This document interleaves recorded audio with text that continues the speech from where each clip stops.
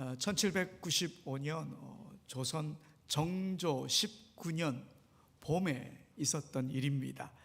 조선 최고의 행복한 행차가 있었습니다.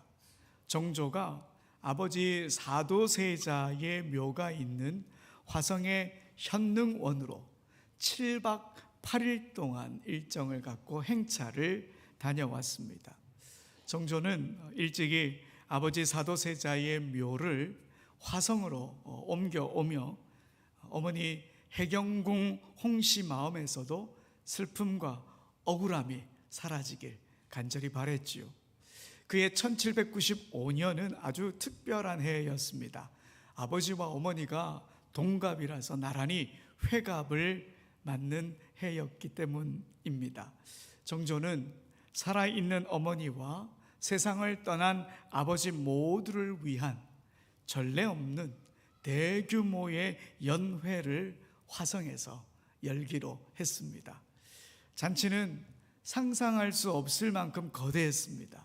온 나라 문무백관, 왕실, 종친들 다 모여서 어머니의 장수를 기원하며 삼배를 올렸고 경축의 소리가 온 땅으로 멀리까지 퍼져나갔습니다.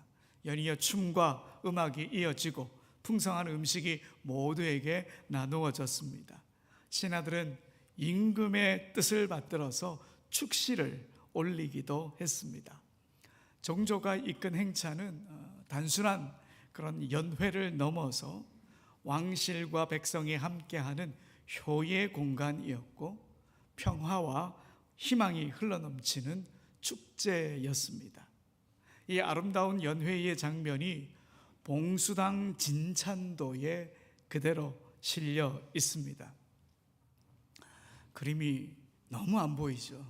그림이 너무 안 보여서 일부 예배 드릴 때도 걱정을 좀 했는데 잘 안 보이시겠지만 이렇게 점처럼 보이는 그게 어마어마한 사람들의 모습입니다. 사람들이 빼곡하게 그려져 있습니다. 그림의 위쪽을 보시면 정조와 해경궁 홍씨가 있는 자리이고요. 그 맨 아래쪽은 봉수당으로 통하는 중앙문 밖의 모습입니다. 길게 늘어서 있는 그 백관들만 봐도 행사의 규모가 얼마나 컸는지를 잘 알 수가 있겠죠. 그런데 자세히 보면 정조와 해경궁 홍씨의 모습은 보이지 않습니다. 이건 조선시대 기록화의 방식 때문이라고 합니다. 위대한 인물은 직접 그리지 않는다라고 하는 그 방식 때문에 정조의 모습이나 해경궁 홍씨의 모습은 없습니다. 하지만 해경궁 홍씨가 자리한 봉수당 안쪽은 병풍이 놓여 있고 또 구슬발로 가려져 있으며 또 정조의 자리임을 암시하는 곳에는 호피 방석이 이렇게 놓여져 있습니다. 이 그림을 해서 알 수 있는 것, 장치의 이 공간이 문이나 휘장이나 구슬발로 구별되어 있다 하는 거지요. 참석자들은 신분에 따라서 각기 다른 자리에 배치되어 있습니다. 당시에 신분 질서가 얼마나 엄격했는지 그대로 드러나고 있지요. 공간을 사회적 위계에 따라 배분하고 있습니다. 화려한 잔치의 한가운데에도 공간을 구별해 두고 사람을 신분에 따라 나누어 놓는 그 장면, 당시의 문화를 잘 알고 있다고 생각하면서도 이 모습을 보니 마음이 그리 편치 않고 마음이 좀 무거웠습니다. 아무리 아름다운 잔치라도 그 속에서 사람을 나누고 구분짓고 있었기 때문이지요. 그런데 여러분, 정조의 연회장만 그런 게 아닙니다. 솔로몬이 건축한 성전 역시 공간이 사람의 신분과 위치를 드러내는 곳이었습니다. 솔로몬은 아버지 다윗의 뜻을 받들어서 하나님의 성전을 지었습니다. 성전 건축은 이스라엘 역사에 있어서 아주 획기적인 전환점이 되었지요. 성전은 이스라엘 백성들의 신앙의 중심이 되었고 정신과 영혼의 고향이 되었습니다. 그들의 모든 삶이 성전 중심으로 재편되었습니다. 성전을 통해 이스라엘은 하나님의 거룩함을 배우게 된 거죠.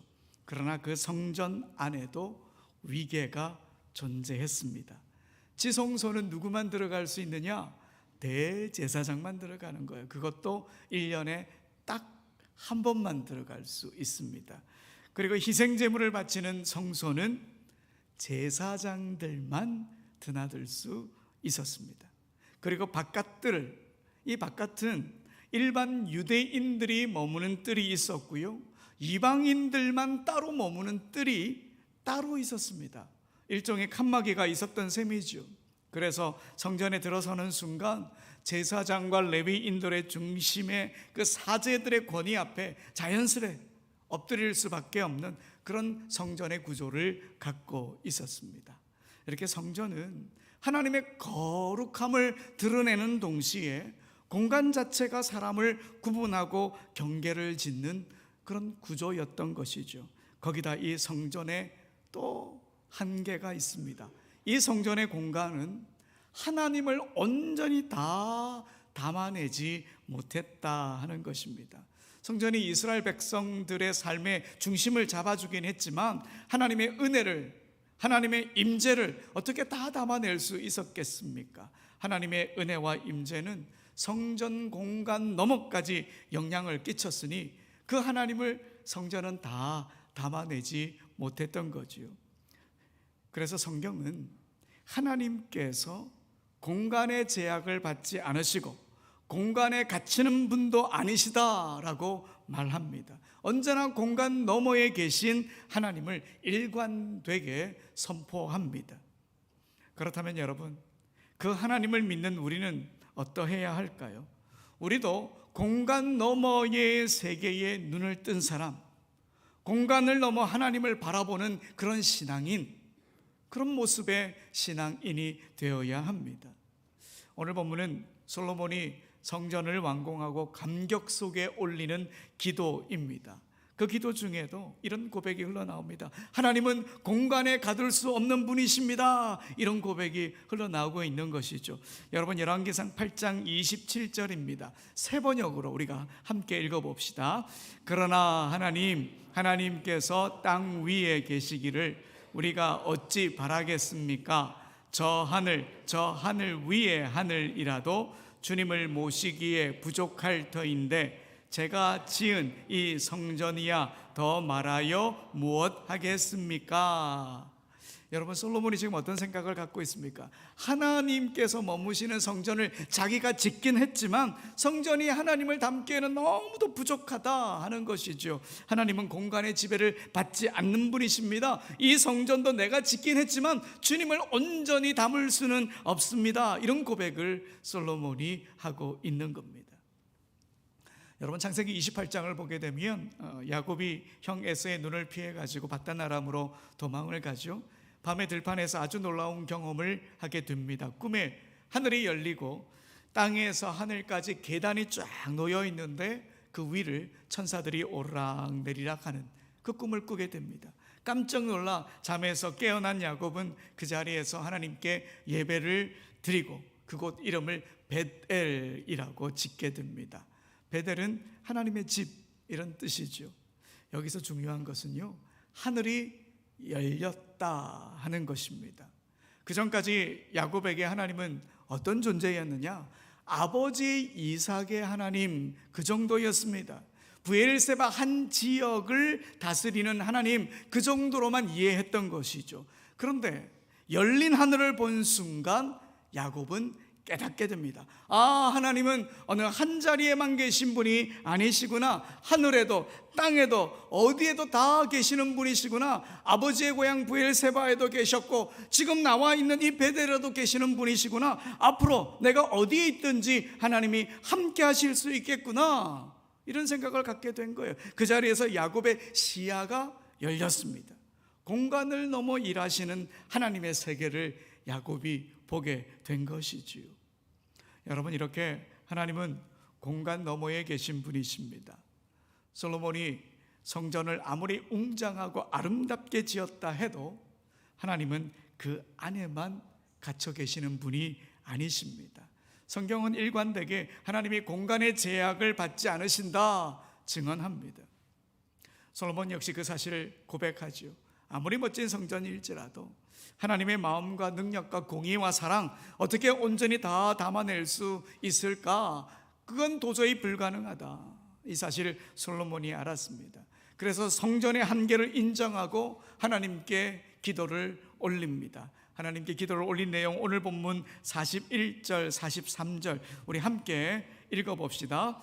또 주의 백성 이스라엘에 속하지 아니한 자 곧 주의 이름을 위하여 먼 지방에서 온 이방인이라도 그들이 주의 크신 이름과 주의 능한 손과 주의 펴신 팔의 소문을 듣고 와서 이 성전을 향하여 기도하거든 주는 계신 곳 하늘에서 들으시고 이방인이 주께 부르짖는 대로 이루사 땅의 만민이 주의 이름을 알고 주의 백성 이스라엘처럼 경외하게 하시오며 또 내가 건축한 이 성전을 주의 이름으로 일컫는 줄을 알게 하옵소서. 아멘. 솔로몬이 누구를 위해 기도했다고요? 이방인의 기도를 들어달라고 지금 솔로몬이 간구했습니다. 이방인이 성전에 올라와 기도하든 아니면 멀리서 성전을 향해 기도하든 그 기도에 응답해 달라고 하나님께 부탁했습니다. 당시 이스라엘 백성들 입장에서 이방인이 성전에서 기도한다는 것 자체가 공간을 넘어서는 아주 혁명적인 사건이었습니다.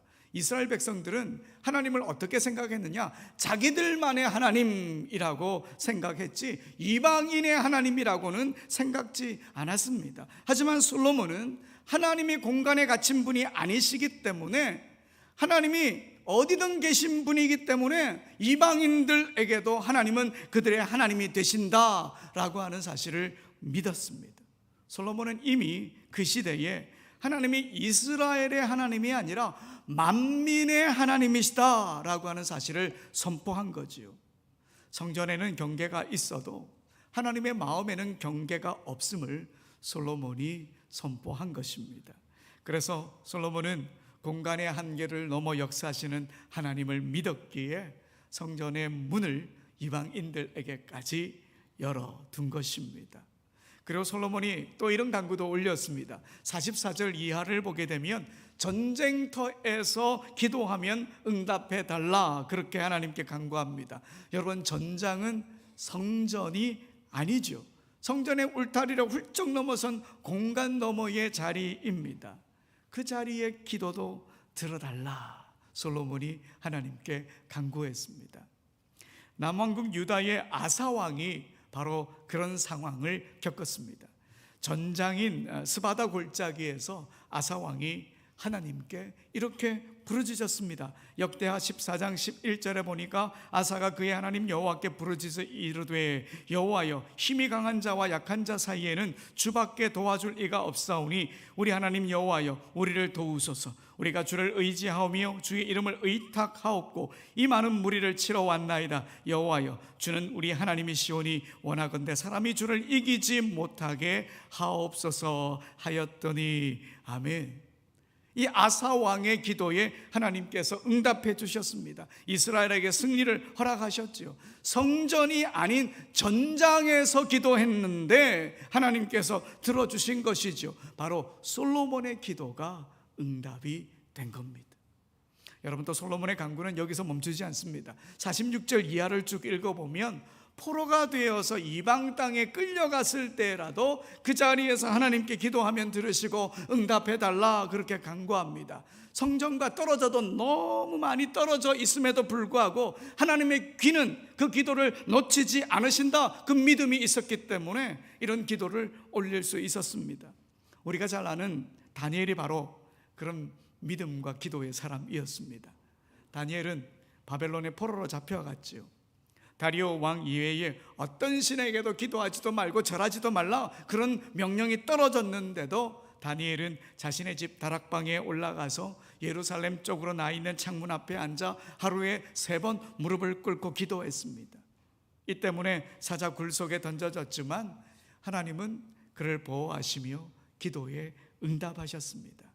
바로 솔로몬이 기도했던 그 내용입니다. 포로지에서 기도하더라도 그 기도에 응답해 주십시오라고 하는 기도가 이루어진 것이지요. 이렇게 솔로몬은 성전이 가진 공간의 한계를 깨닫고 성전 너머에서 역사하시는 하나님께 기도한 사람입니다. 이방인도 전쟁에서도 포로의 자리에서도 어디에서든 기도하면 하나님께서 들으신다라고 하는 믿음을 가진 것이지요. 사랑하는 여러분, 우리 하나님 공간을 초월하시는 분이십니다. 그러니 우리의 기도의 자리는 공간에 갇혀 있어서는 안 됩니다. 우리의 기도의 내용도 마찬가지입니다. 공간이라고 하는 좁은 울타리를 뛰어넘어야 하는 것이지요. 그런데 여러분, 우리 하나님도 인간이 만든 성전 한계가 있다, 그걸 늘 마음에 두고 계셨습니다. 그래서 그 한계를 넘어설 방법을 오래전부터 준비하셨습니다. 벽도 휘장도 구분도 없는 완벽한 성전을 준비하시겠다 그러며 오랫동안 준비하셨습니다.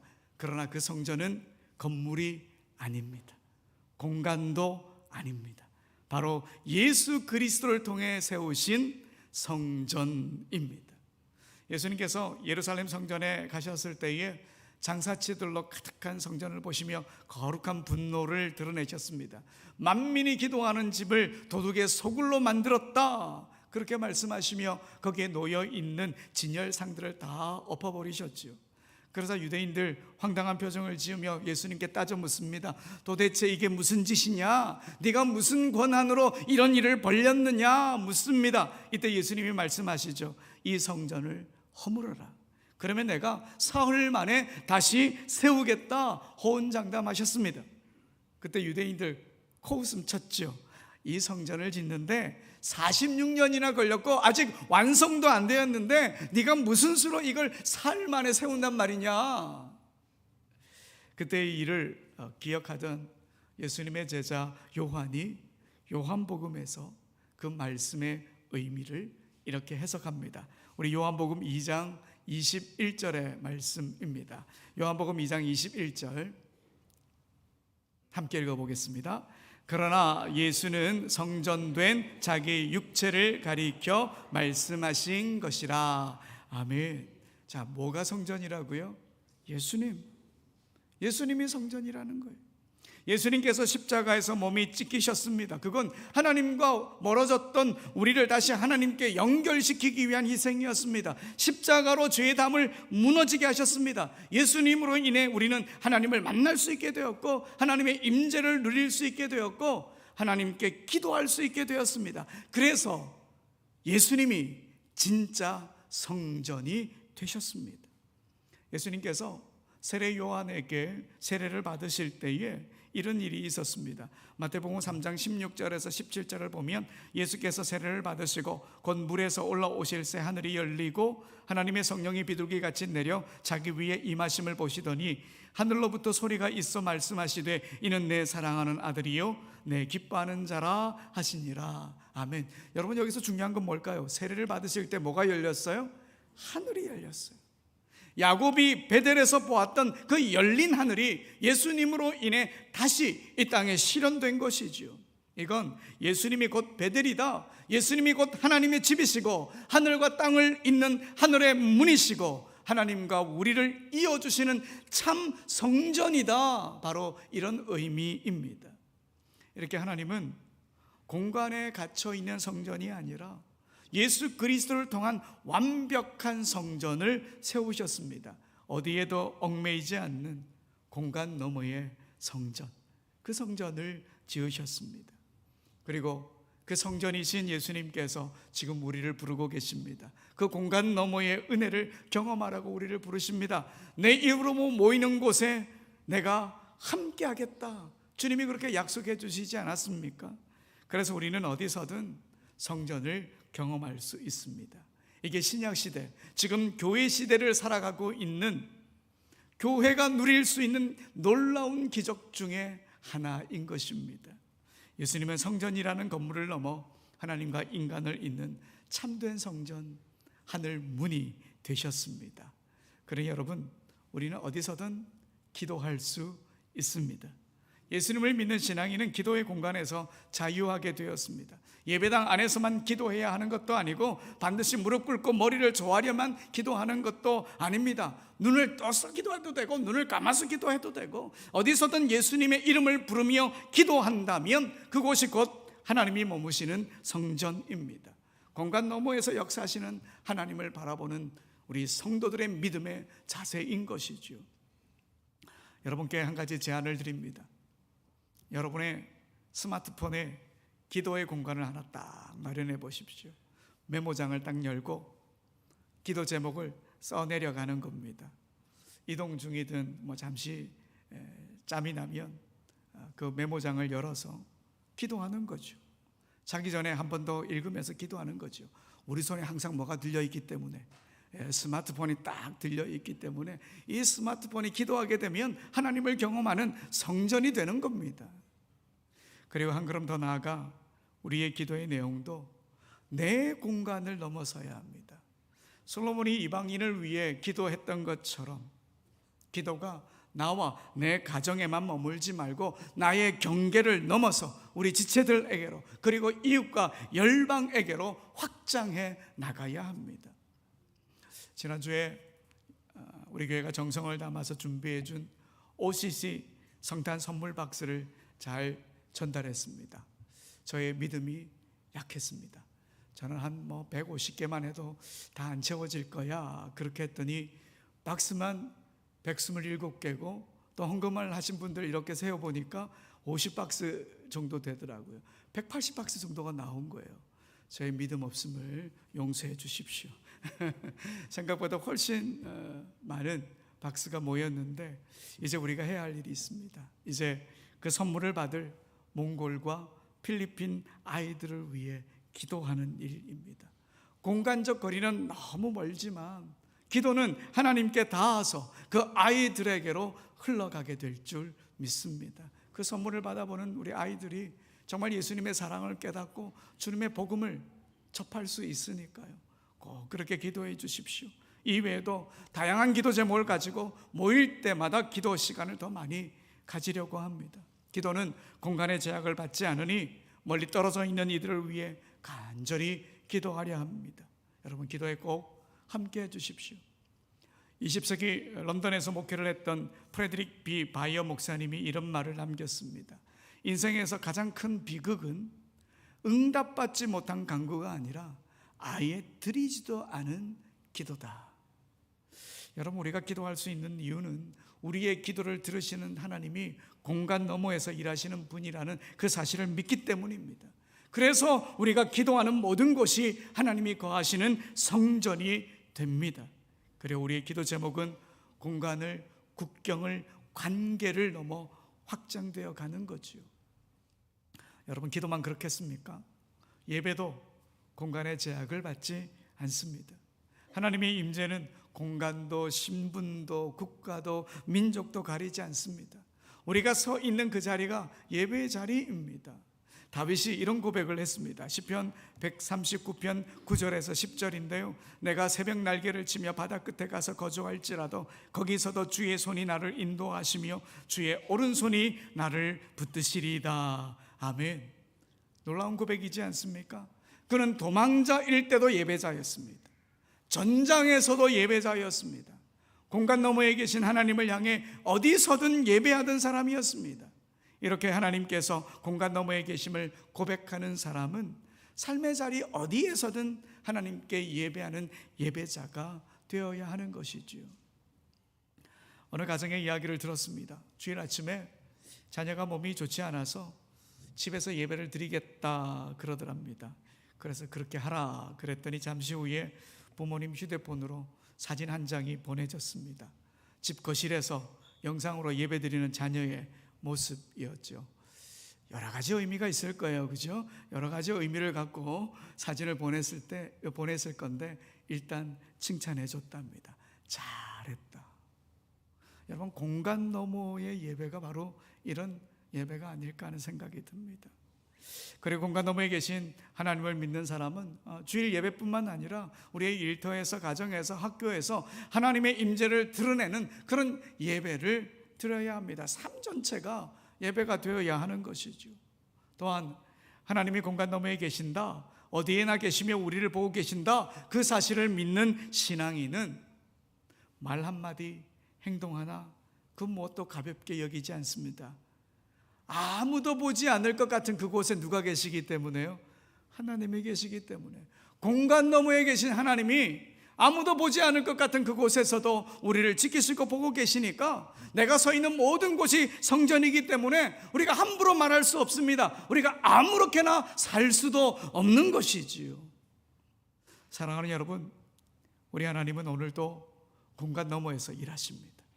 이번 한 주 그 하나님을 바라보며 우리가 더 깊은 기도의 자리로 나아갑시다. 더 넓은 예배의 자리를 가꾸어 갑시다.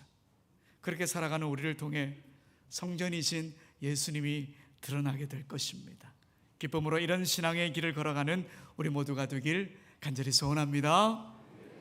우리 다 같이 일어나셔서 고백합니다. 부르신 곳에서 찬양하며 나갑시다.